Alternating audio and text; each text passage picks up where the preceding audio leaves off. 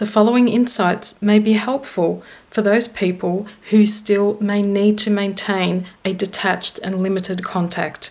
I wanted to offer you some more practical tips of how you could better navigate and perhaps deal more effectively in these turbulent situations.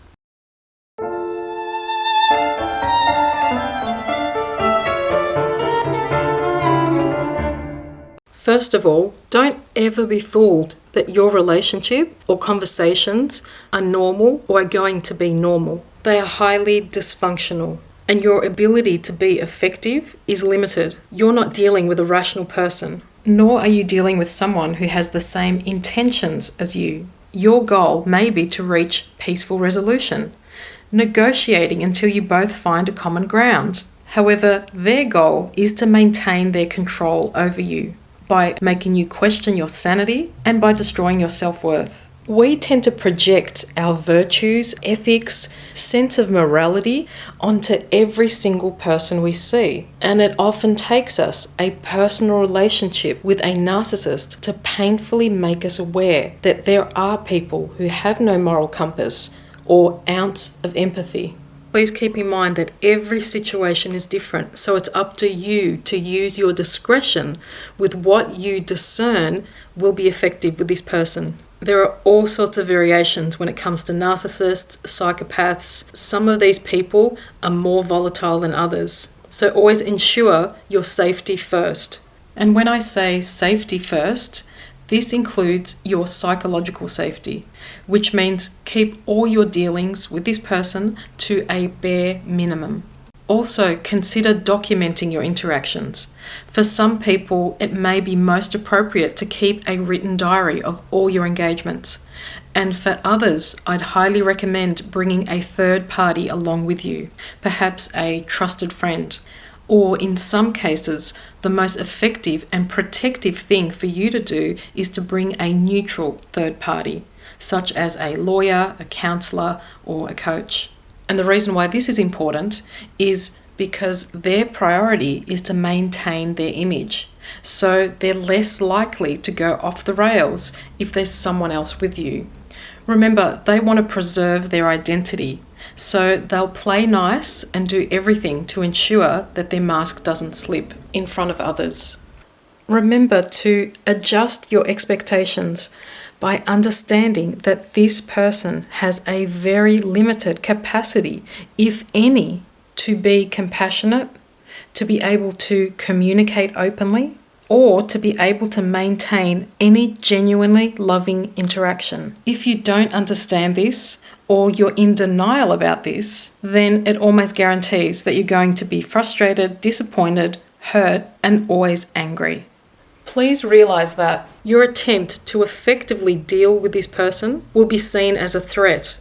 And if they see that they're losing control of you, they will cause a spectacle and their behavior may escalate.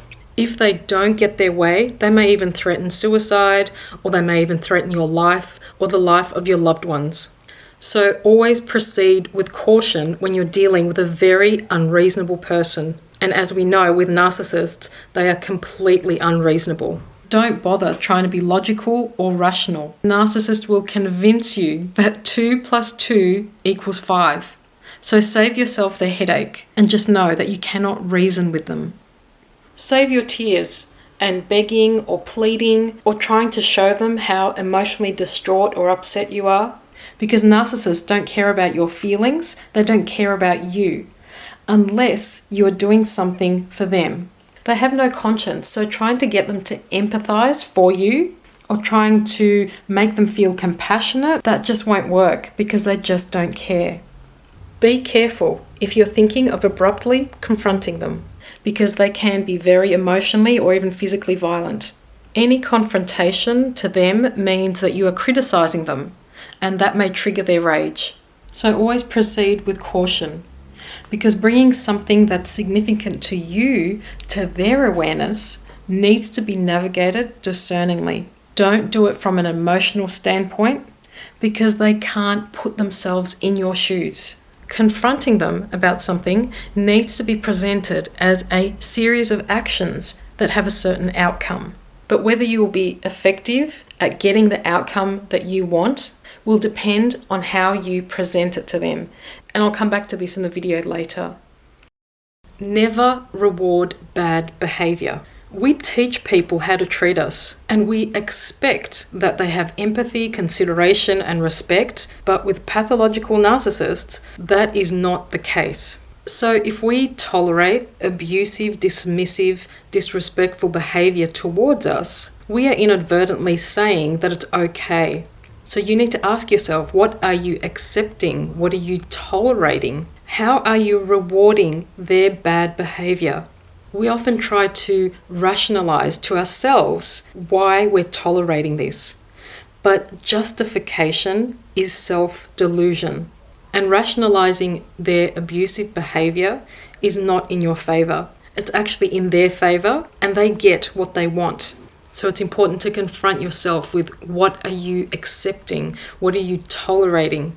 Your boundaryless giving of time, energy, money, emotions, whatever attention you've consented to giving them, your inability to say no, all of that needs to stop.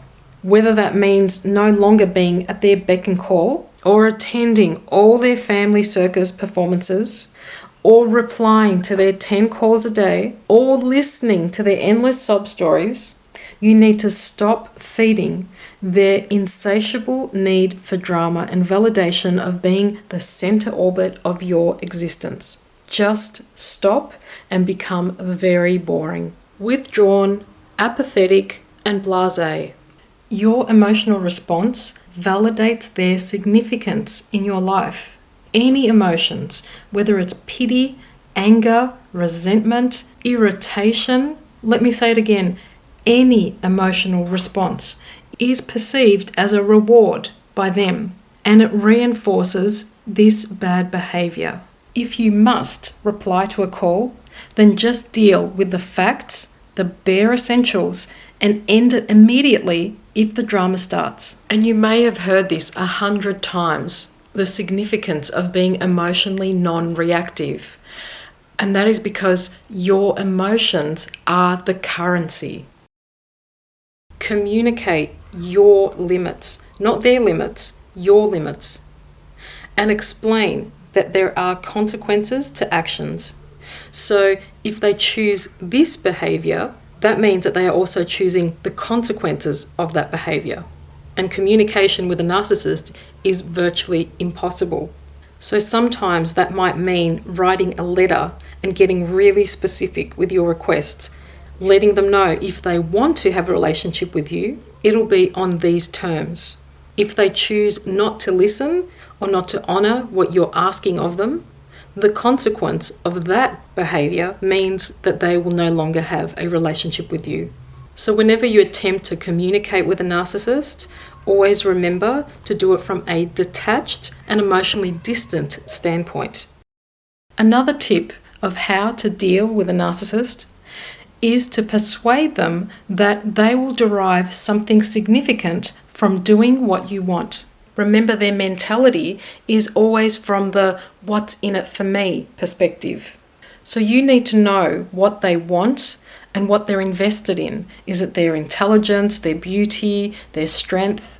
It means that you present your request in a way that makes them feel good about themselves or makes them look good to others. So in a way, you need to figure out what will appeal to their ego.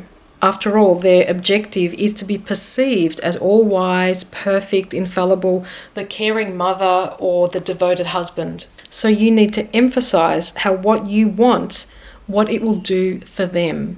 And at this point, we could be asking, well, what's the difference between manipulating and influencing?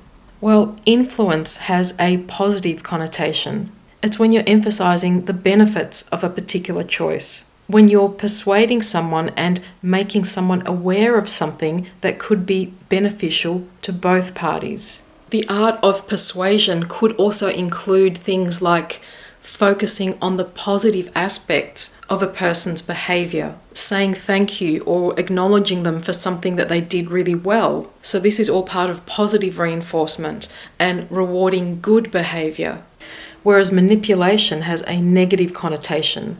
It's associated with being forceful and controlling. Guilt, shaming, intimidation, or fear are all aspects of manipulation. Methods of influencing people can be seen as tools, and how you use that tool will depend on the underlying motivation of the person who's using it. And with all that being said, I think we all know that our ability to effectively influence the person who we've identified as the narcissist is very limited. So maintaining these relationships is utterly exhausting, and that's never going to change. You're always going to need to be on guard, and it's always going to be a game. And everything that I'm talking about in this video are just temporary measures, band-aid treatments to help you psychologically survive these toxic engagements. But you want to know what the most effective way to deal with a narcissist is? It is to demonstrate that you have moved on with your life. You are completely happy and sincerely joyous, which isn't difficult to genuinely feel, considering you know exactly what it's like to be physically, psychologically, financially, psychically, and emotionally tortured and enslaved. Your happiness and your daily dedication to living your life with a newfound meaning and purpose infuriates them. And make no mistake, they will attempt to destroy your happiness, and they will be desperate to win you over. But eventually, your self-reliability, your trust in life, and your inner assurance will be like a repellent to them. And they will move on to seek other gullible victims who unfortunately are oblivious to the narcissist's web of deceit. And that is why gaining knowledge is essential to our healing and freedom.